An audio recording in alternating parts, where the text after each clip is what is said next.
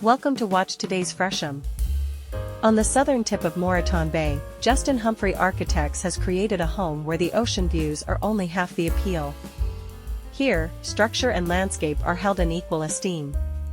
Built on a coastal point, Hume House by Justin Humphrey Architects strikes a fine balance between grandeur and privacy.